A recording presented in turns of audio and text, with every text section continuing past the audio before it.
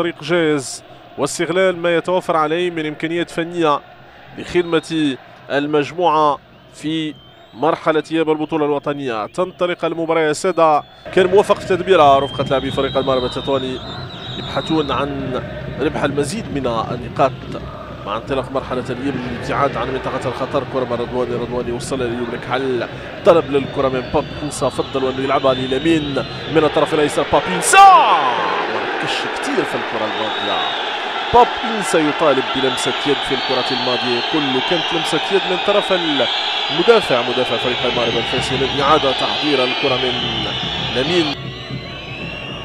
إمكانية لتسجيل الهدف الأول لنمور السوفر. كرة تسدد، ممتازة جدا هذه الكرة، ممتازة جدا. القائم هو من يمنع المغرب الفاسي من الوصول للهدف الأول في هذه المباراة. تركناكم ولو لبرهة لكي تستمعوا لصيحات المناصرين في المدرجات في انتظار صيحة ترافق هدف أول في هذه المباراة. كرة من رضواني نحو إنسا يسدد إنسا، لكن تدخل دفاع المغرب الفاسي في الكرة الماضية.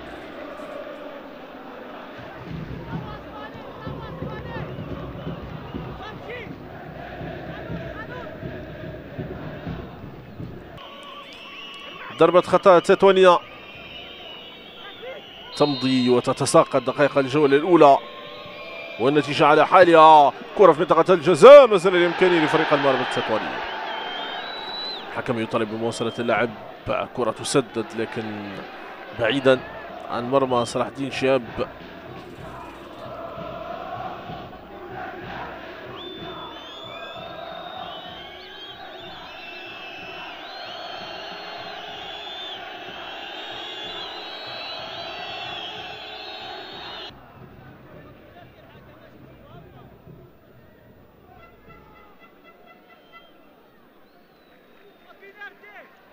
مباراة متوقفة للحسم فيما حدث في الكرة الماضية. عبد الرحيم راخص يتحول إلى شاشة الفار للتقرب مما حدث في الكرة الماضية في انتظار قرار حكم المباراة.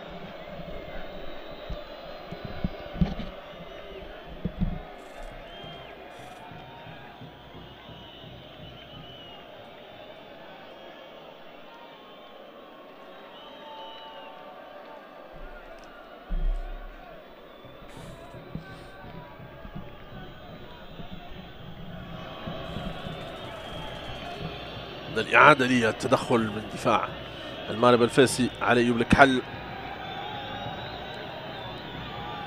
كان هناك استهداف للقدم اليسرى للاعب، وبالتالي لو حسب الحكم في هذا الأمر يقول ضربة جزاء، أم أنه أول ما لمسه هيثم عينه الكرة. هذا ما يبحث عن رؤيته والتقرب منها عبد الرحيم راخص.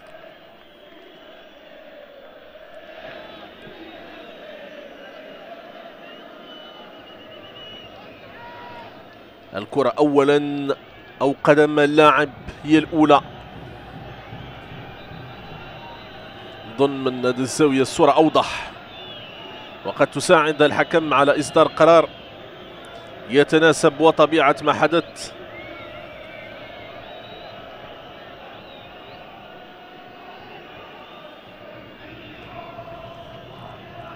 دائما المباراة متوقفة للحسم في أمر الحالة التحكيمية الأولى التي تستدعي من حكم المباراة توقيفها.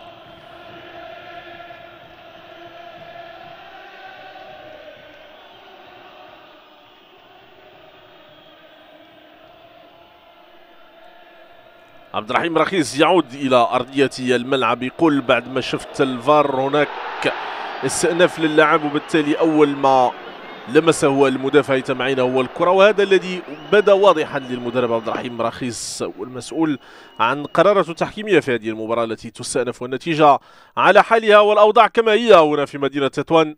وحكم المباراة في طريقه للإعلان عن صافرة الختام، صافرة النهاية، في انتظار التحول لشوط إضافي أو شوط ثاني سيكون حاسما وسيحدد المعالم النهائية لهذه المباراة بين المغرب التطواني والمغرب الفاسي. صافرة النهاية، والجولة الأولى انتهت بالتعادل 0-0 بين المغرب التطواني والمغرب الفاسي، على أمل لقائكم عن طريق الجولة الثانية. لحظات وتنطلق الجولة الثانية بين المغرب التطواني والمغرب الفاسي من قدم باب إنسا بادجي ومحمد الرضواني. المغرب التطواني الذي سيبحث مجددا عن أولى أهدافه في هذه المباراة أمام المغرب الفاسي. أظن أن طارق السكتيوي كان واضحا، يحاول أنه يتعامل مع المعطيات اللي متوفرة له في هذه المباراة، يعرف مدى جاهزية لاعبيه، وبالتالي يحاول أنه يوضع التكتيك الذي يتناسب وجاهزية اللاعبين في هذه المباراة من فريق المغرب التطواني. يعني نحن من نعلق على مباريات كرة القدم نتعامل مع الظاهر، مع الوقائع التي نراها بأم أعيننا. كرة من جديد لفريق المغرب الفاسي، جودة التعامل مع الكرة من هرمش ينقلها للأمام دائما مساوية. كرة تلعب من جناتي كرة بالراس ممتازة جدا، والهدف لفريق المغرب الفاسي. كوربي يحلق بهدف أول في هذه المباراة لنمور الصفر. المغرب الفاسي أول فرصة تلوح في الأفق في الجولة الثانية من هذه المباراة، ينجح من خلالها في إسعاد مناصرية الماس هنا في ملعب لايبيكا في ملعب سنة رمال. كرة في منطقة الجزاء، ضربة جزاء لفريق المغرب التطواني. ما كان يبحث عنه المغرب التطواني يناله في هذه الدقيقة. لمين يتحصل على ضربة جزاء لفريق المغرب التطواني في حدود الدقيقة 73 من المباراة. هنا الإعادة لما حدث. راخيس يقول العودة للفار للتأكد مما حدث بعد ما تم إعداد له الصورة المتاحة من الزاوية المتاحة. راخيس يتحول للفار مرة أخرى للحسم في أمر ضربة جزاء.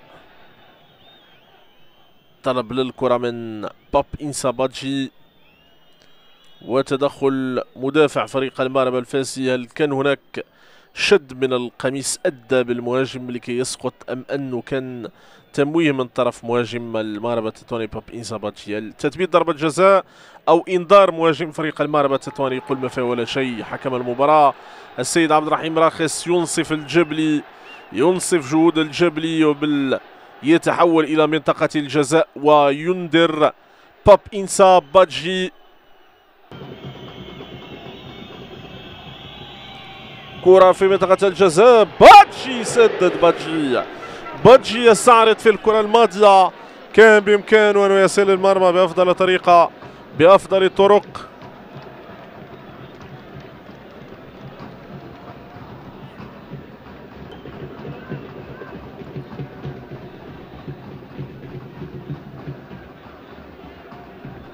كرة مساوية للأمام، إمكانية للمغرب الفاسي في منطقة الجزاء.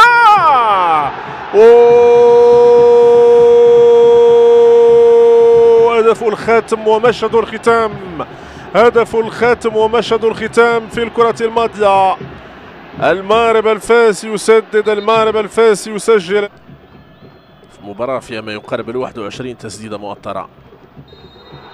وهدف لفريق المغرب الفاسي، هدف يحتسب للماس. الماس يتمكن من تسجيل الهدف الثاني في هذه المباراة بعد ما تأكد الحكم أنه لم يكن اللاعب متسللا البدوي في الانطلاقة. هنا الإعادة.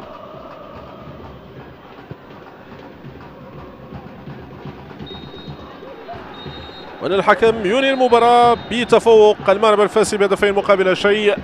هنيئا للماس، هارد لك لفريق المغرب التطواني، على امل لقائكم في مواعيد مقبله. تقبلوا مني اطيب تحيه، دمتم في رعايه الله.